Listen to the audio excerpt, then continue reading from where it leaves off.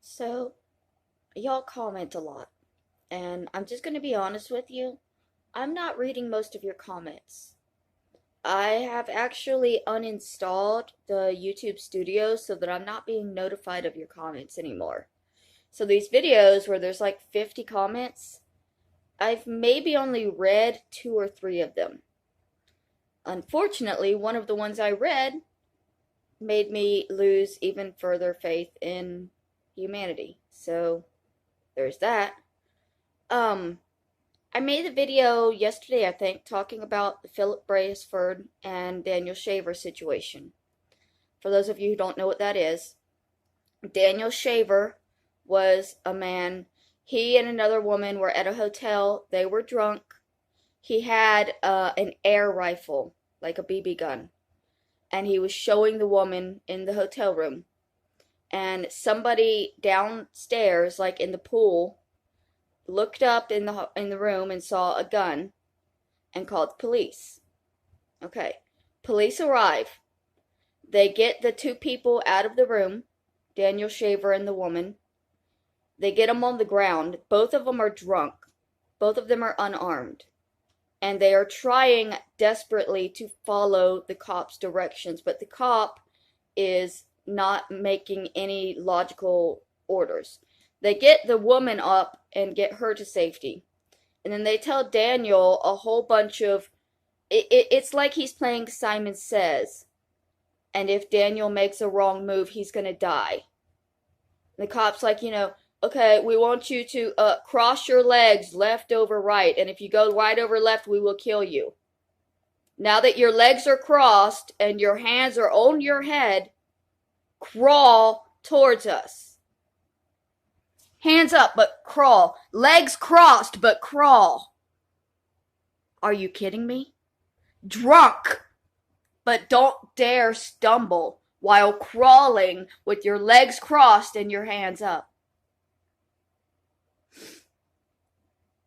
He tried. His pants were falling down, and he reached to pull his pants up. And the second he reached to pull up his pants, Philip Brailsford, with a gun that he had specifically marked with the words, "You're fucked," pulled the trigger. And he shot and he murdered Daniel Shaver in that hallway. They never even bothered to check if he had a weapon on him. They got him out of the room, got him on the ground. They could have walked up to him and with his hands up and handcuffed him and patted him down and checked and said, "No weapon." But instead, they needed to humiliate him. They needed to give this drunk man these confusing orders and repeatedly tell him that he was going to die. Officer Brailsford went into that hotel ready to kill somebody. And there was no talking to him about it. There was no reasoning with him that this crying man on his hands and knees might not be a threat. That this man laying in a hallway on his face begging you not to kill him might not have a weapon. Never once entered Officer Brailsford's mind that he wasn't going to kill him. Now, why am I bringing this up again after I already talked about it yesterday? Because Adonis Paul commented on that video. And do you know what his comment is? He sides with the cop. He has watched that video, and he believes that Daniel Shaver deserved to die.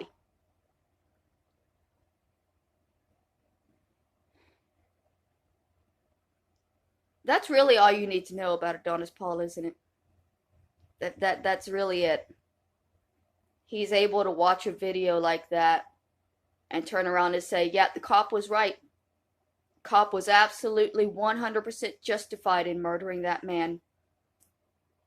100%. That is disturbing. That is a disturbing mindset. And the fact that I know that all of his viewers carry the same mindset. And see, this is why a couple of months ago I made a poll asking how many of my viewers were Trump supporters.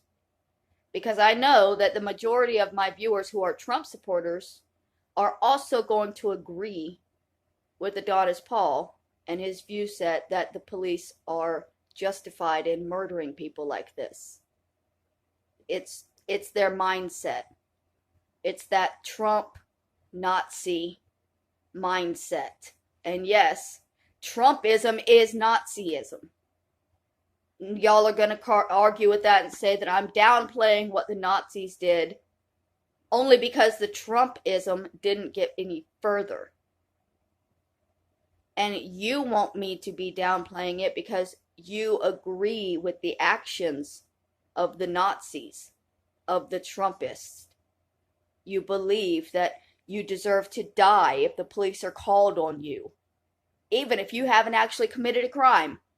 The police were called on you, so you deserve to be killed. America.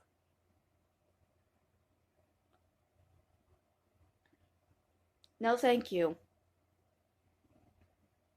No, thank you. And this is why me and my family will never see eye to eye, because that's the way they see. That's the way they view the world. It's messed up. It's sad. And even after like Trump is taken in for federal crimes, his believers are still never going to accept that maybe his viewpoint on the world is wrong. Maybe, just maybe, the world isn't as black and white as black and white people. Maybe not all black people deserve to have the police stop them for no reason.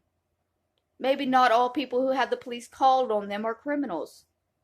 Maybe the police are criminals. Shocking, right?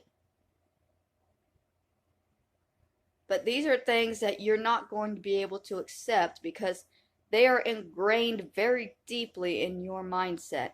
And Trump didn't put them there. Trump did not put these beliefs in your head.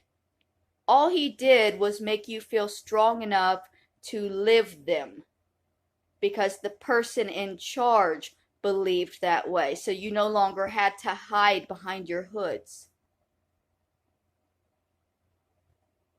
I don't believe that way. And over 90% of my viewers do. So that explains a lot of why people are actively wanting me to kill myself for being the way that I am. It explains it, but it doesn't make it any better.